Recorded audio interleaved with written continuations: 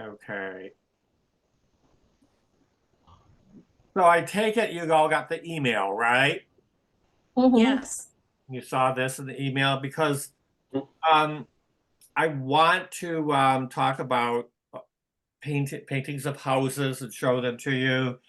And I carefully select these because I know your work, most of you here, and I pick paintings I think will be beneficial to you.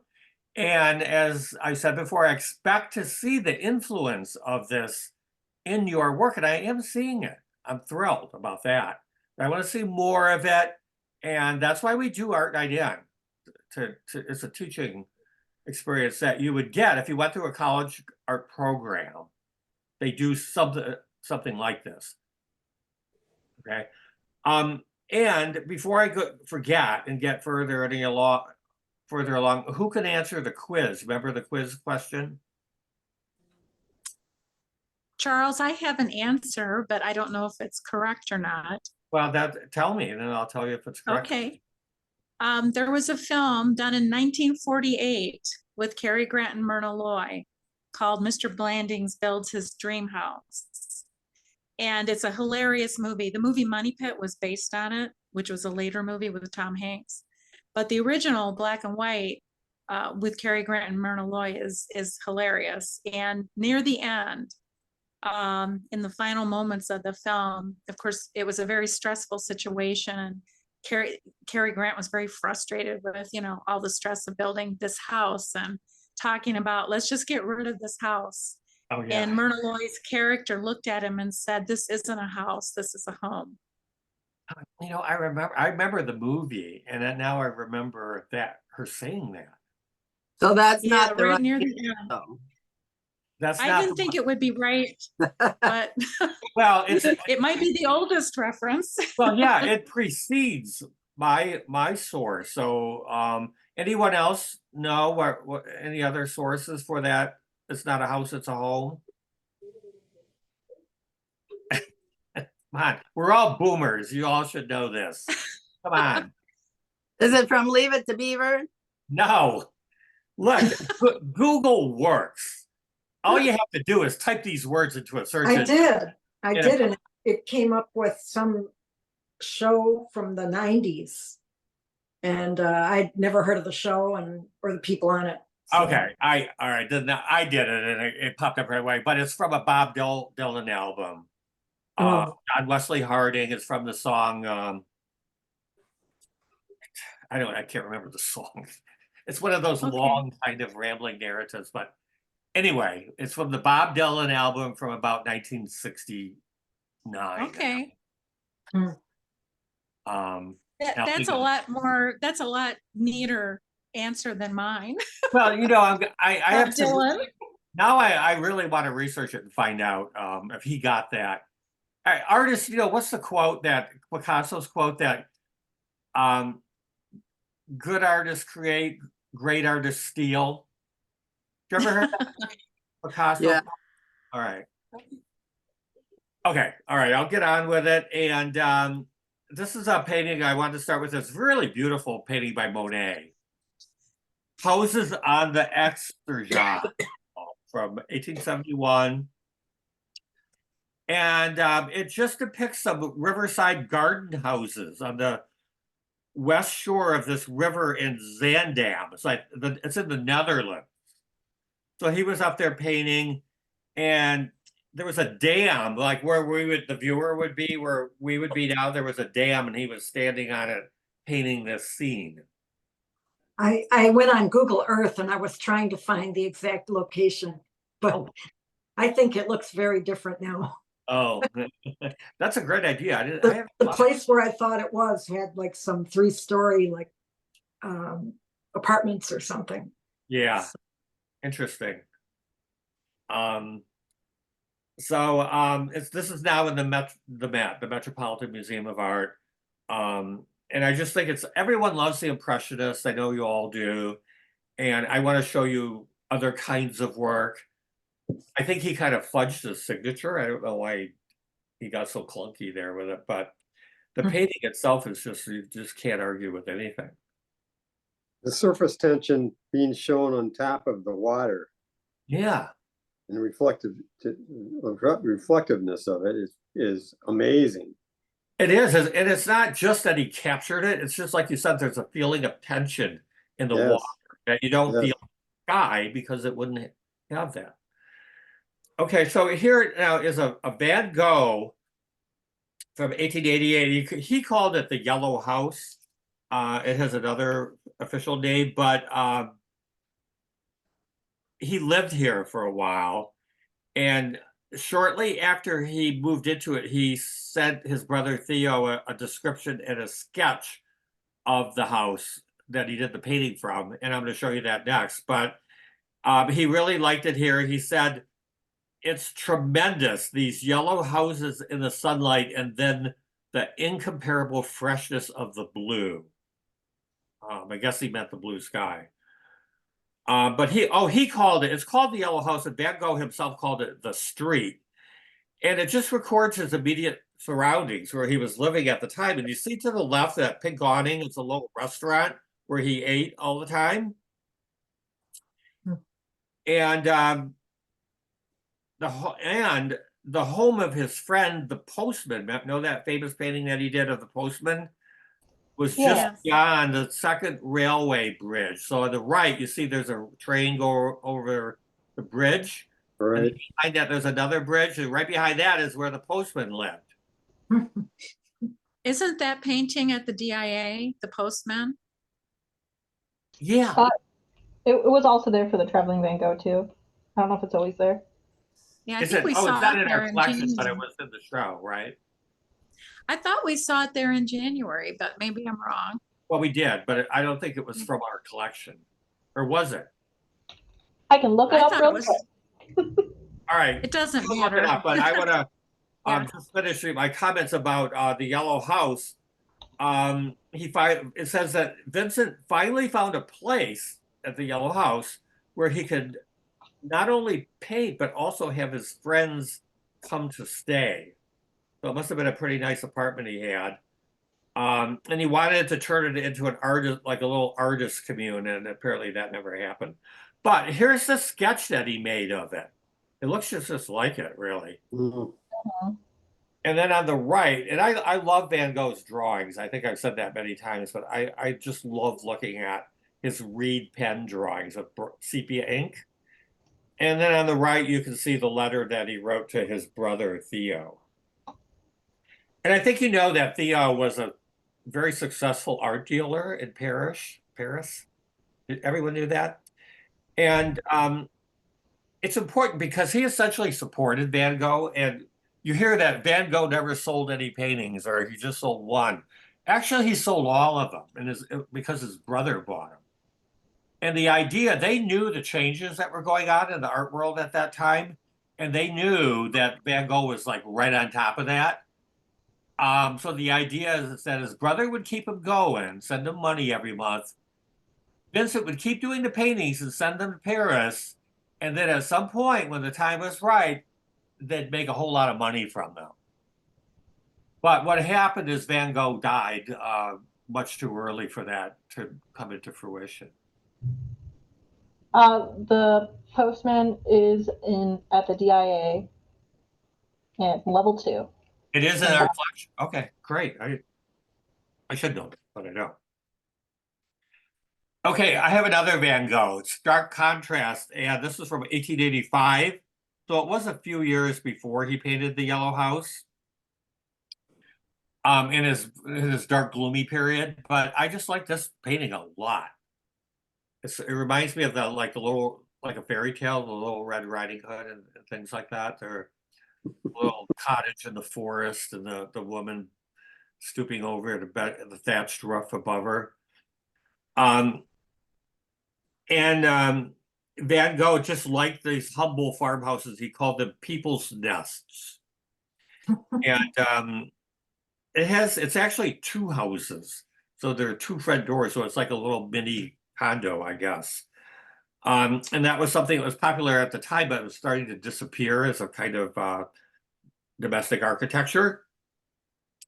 And he wrote to his brother, the things this thing struck me greatly, these two cottages, half decayed under one and the same thatched roof, reminded me of a couple of worn out old folk who make up just one single being and whom one sees supporting each other. But he was a very I think he was a very compassionate person. You know, that were just judging for what he wrote about old people being taking care of each other and such. All right.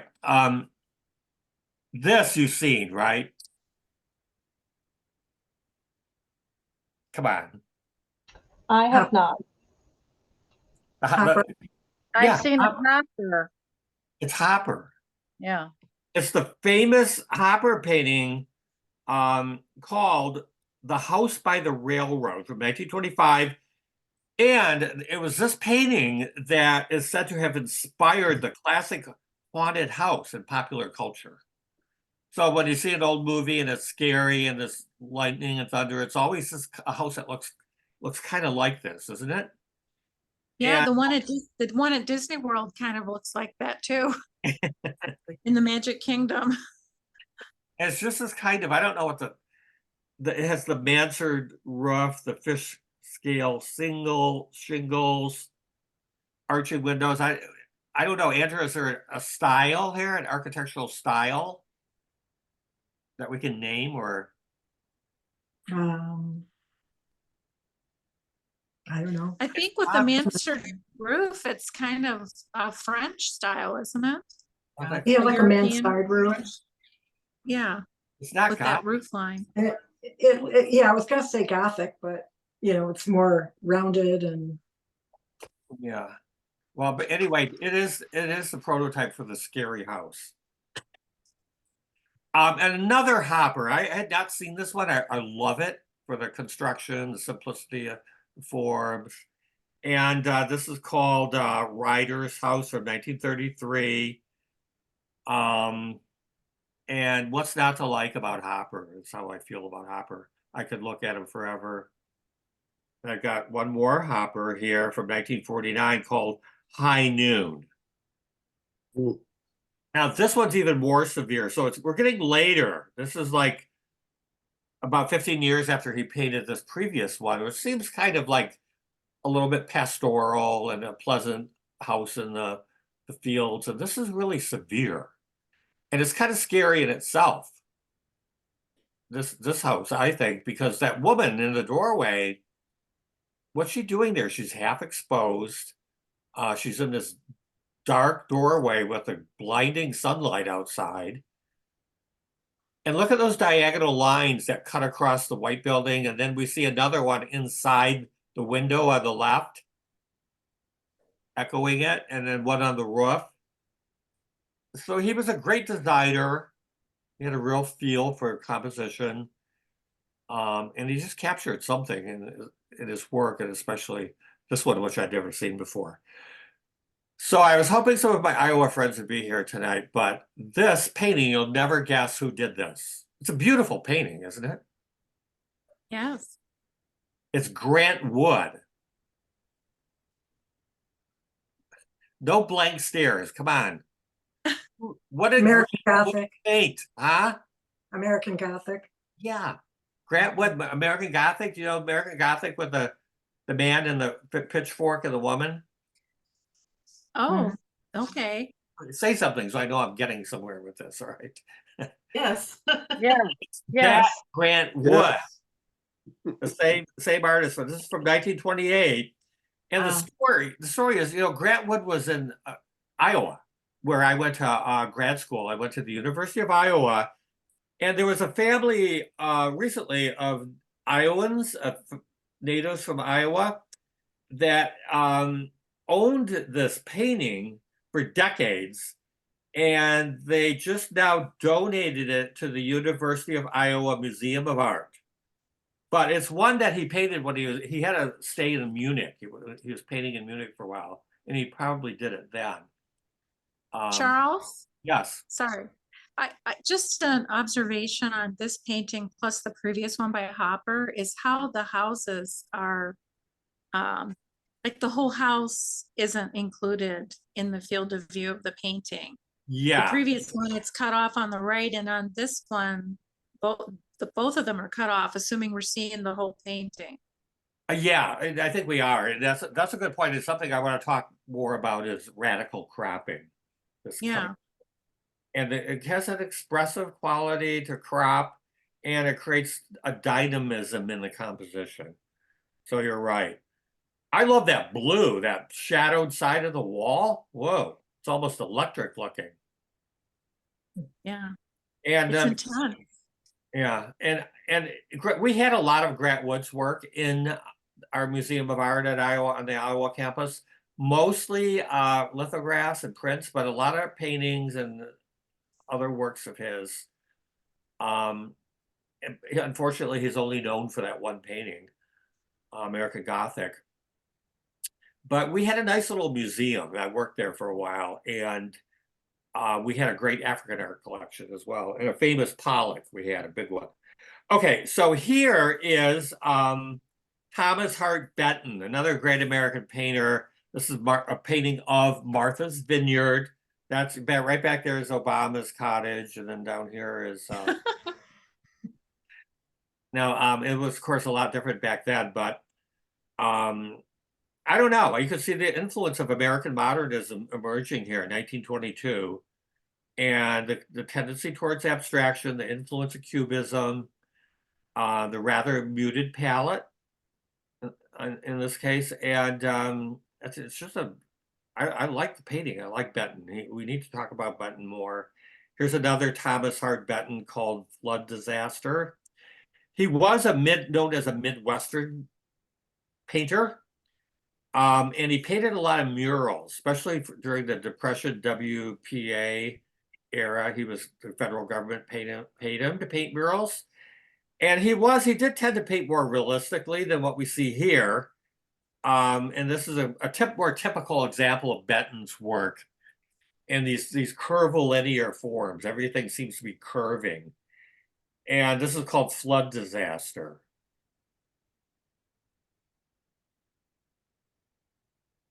Even though it's a disaster, it feels like there's some humor in it somehow. Yeah, it does. You know, there's some comedy there, Yeah, it's kind of like the pipe and the trees. Kind of. yeah, you're right. Yeah, and that's in his other work too. I never really thought of that. And it has a Wizard of Oz feeling somehow. The flat plains of the Midwest, or the grasslands, I think it's called. Yeah. Right. Just look at that old wringer washer on the lower Yeah, left. yeah. But I'm gonna talk more about these Benton and this guy too. Charles Demuth was another American modernist. This one's from 1918, watercolor, just called Houses.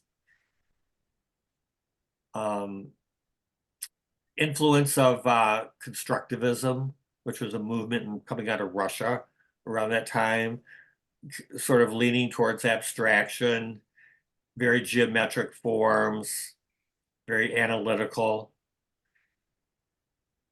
And now jumping up to 1943, another Charles Sheeler called Barn Abstraction.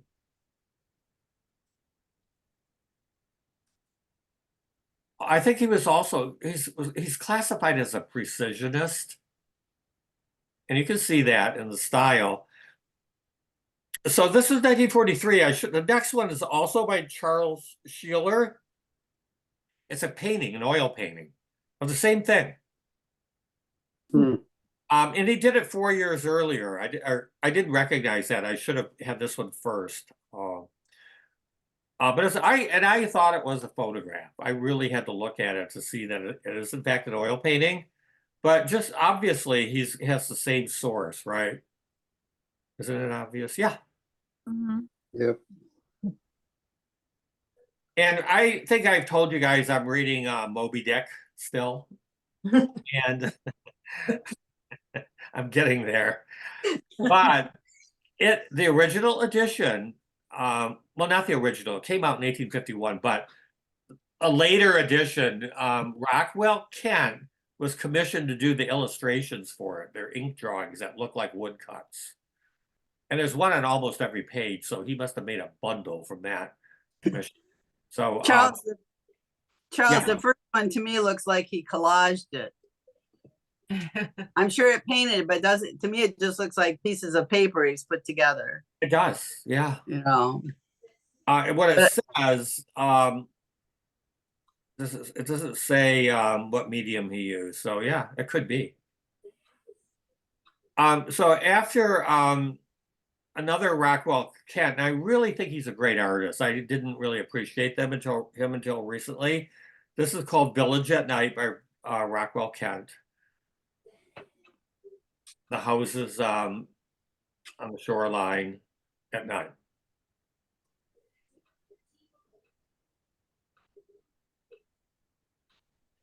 So I imagine when he was painting it, how he did it, I don't know, but there were probably a lot more of those little lights coming through the window.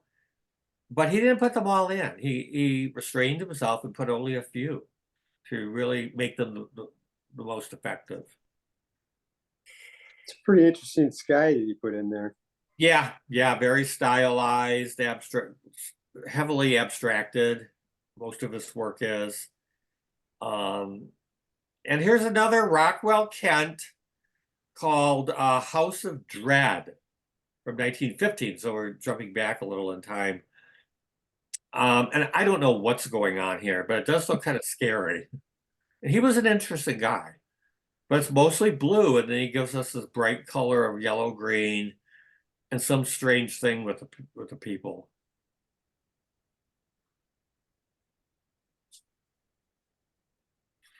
And comment?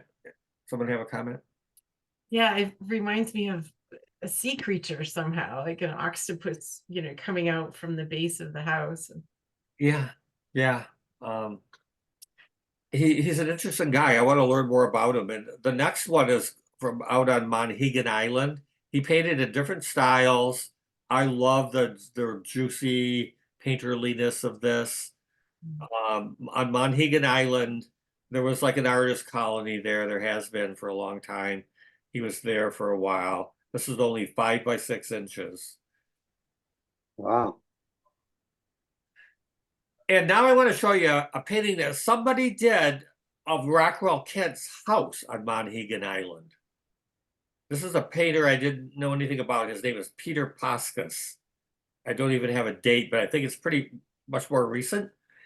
And I just think I love the composition, the radical cropping, the atmosphere, the sunlight, kind of misty, like sunrise on the Atlantic Ocean, Monhegan Island.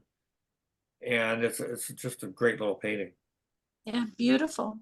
Yeah. And of course, we all know who this artist is. I know you don't like it when I put you on the spot, but come on. Winslow? Huh? Winslow? I didn't hear that. What? Wyeth. Wyeth. Andrew Wyeth. And he was known for those weathered, I don't know what it's called, that when they didn't paint the wood or the paint peeled off.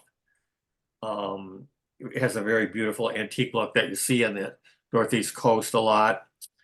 But he painted a lot of buildings that way, and he's someone that we weren't supposed to like in art school because it was too illustrational. But the more I look at him, he was a very good painter. The Is that weathered buildings watercolor? are pretty cool, but the trees are pretty amazing. They are, yeah. They're dead. One's growing through the window. It's called The Lonely House. The Lonely House. And who Is else? it watercolor? Sorry. It doesn't say, but he mostly Okay. he did work a lot in watercolor and tempera. And that's what I think this is. Either watercolor or tempera, but perhaps both.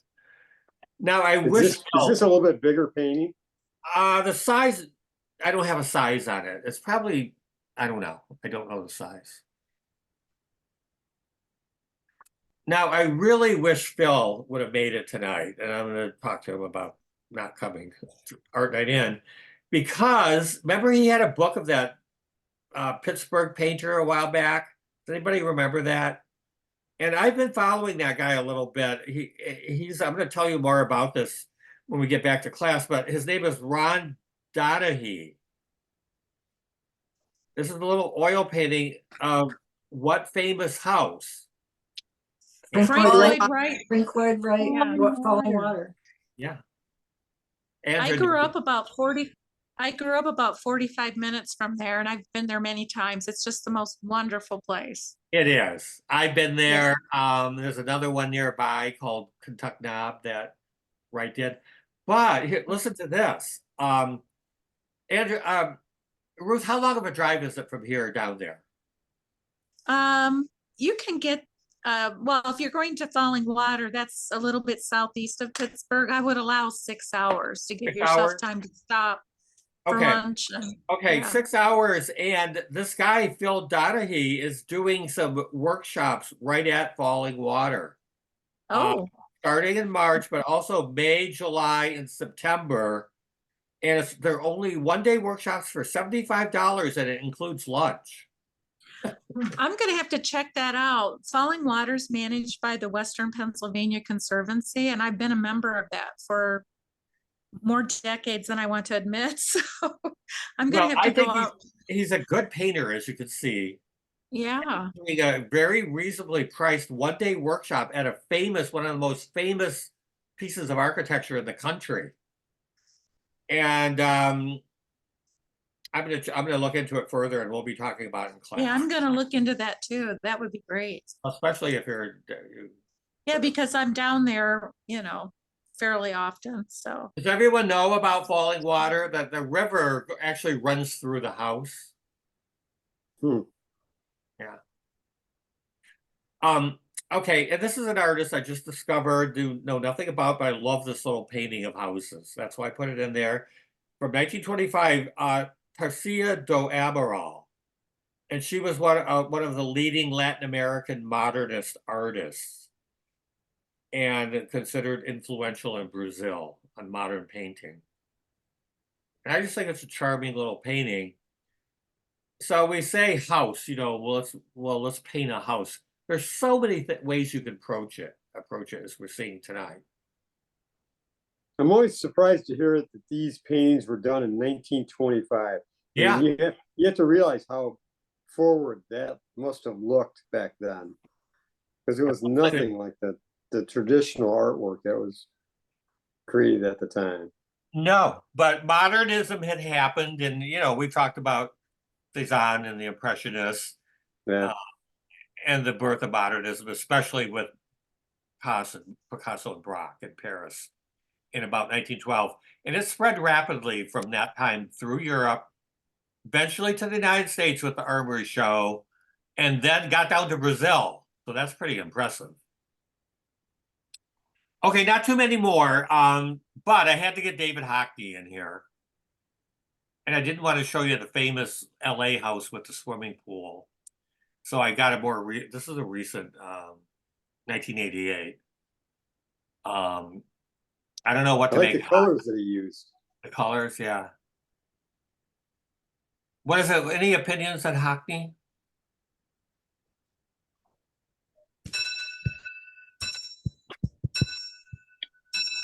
Okay, I have mixed feelings about it, but I do think it's a nice little painting of a house.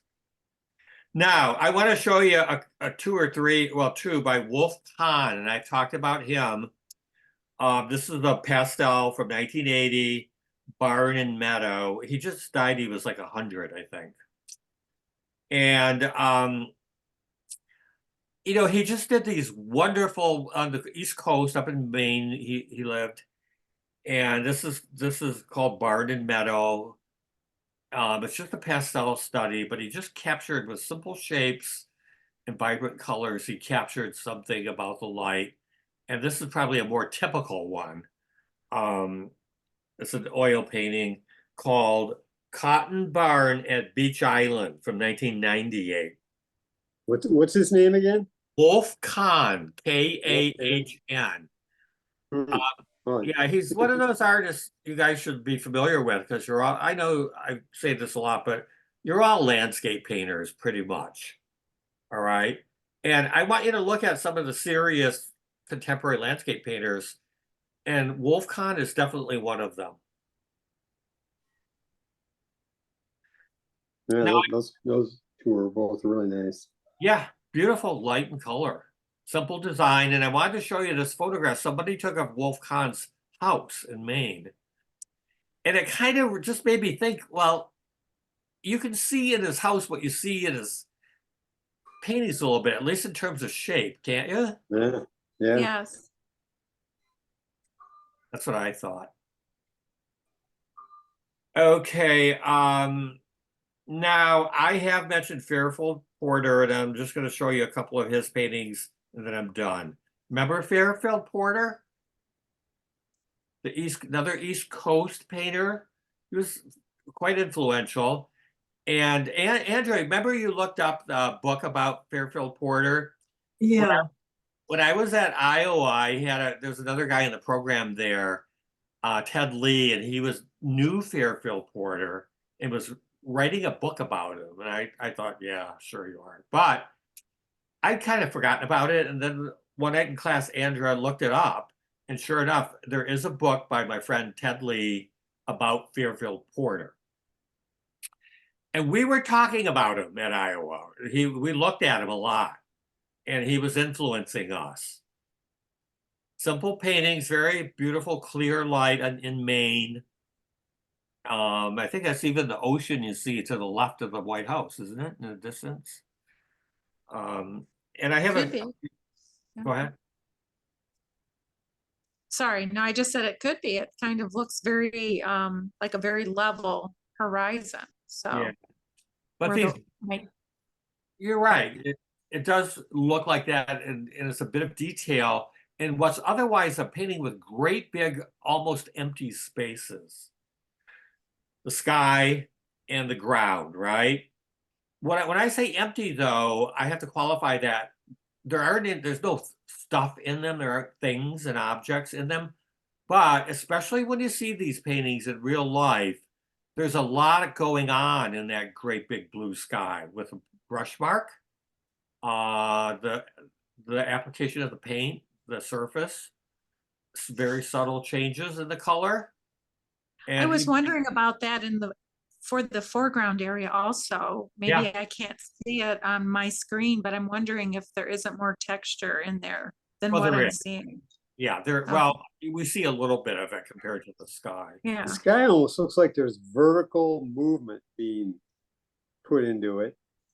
Sky. Probably with it almost like a super light rain is coming down or something. Yeah, it does have that. Yeah, you're right.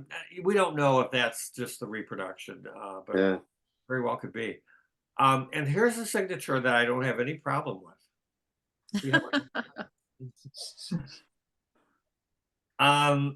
Another Fairfield Porter. I don't like that signature, but what I do like about this, and the reason I included it, is I wanted you to see how it's a painting of a house, but he's looking up at it, like there's a little hill or something that goes up, and all we really see is the roof and the chimneys. Right. But again, dramatic cropping, creating a sense of space, interest, just in the way the space is treated in the painting. Yeah, you really get the sense that you are looking up. You're definitely in a different viewing position. Yeah, a unique point of view. Absolutely. And it's called wait a minute, what? It's called The House with Three Chimneys. I don't know where the third one is, but that's what it's called, from 1972. And finally, I may have shown this before. It's just a great painting that was on the cover of Art in America once. And You sure this one isn't the one with three chimneys? Is it what? Well, it looks to me like Oh, this is painting. all right. I'm sorry. Yeah. All right. I got a little bit behind myself here, but this is The Three Chimneys by Fairfield Porter from 1972. Just one of those beautiful classic East Coast Americana type houses, colonial style houses. And this is the real famous one that was on the cover of Art in America that I have shown you before, by Fairfield Porter. Just incredible. It just captures the feeling of, if you've ever been on the Northeast coast out on the ocean, that's on a sunny day. That's it. Too bad Sigrid's not here. She would really like that dog. Yeah, well, I talked to her just the other day. and Yeah. I said something about I'll see you Tuesday night, but Well, she can Yeah. always watch this later, though. That's what? perfect. I said she can always watch this later because we're Yeah, she recording. can Oh, yeah. watch the recording. Good, yeah. Yeah. Didn't she go on a trip somewhere? She went on a, I think she was Oh. leaving to go on a, some kind of an Oh, art. that's right. She was going down to Biltmore for that seminar, that painting seminar Right. in North Oh. Carolina. I love the glass on those two windows. Yeah, the reflections. Yeah. Yeah. Yeah, there's nothing to complain about here. And look how simple that boat is. Yeah, just a white cutout shape. So simple. The And it trees gets- are very simple too on the side Yeah. and then on the other side. Yeah, you don't need a whole lot of detail. You have to learn how to simplify and put the detail just where you want it, Yeah. where you need it. Like just, you wouldn't want the dog to be all cut out white like the boat, would you? No. You No. needed something on it, but The white boat, that's funny because I could show you what I did in my linoleum class last week. oh, do you have it? Yeah. Did we oh yeah. I'm gonna stop share just for a minute. Yeah, I remember that. No, I did this last Thursday. Just that night. Oh, that night? Yeah. But I keep invoking Fairfield Porter without You do? knowing it. Yeah, yeah. That certainly does. Thanks for remembering that. Okay, now actually I'm done. So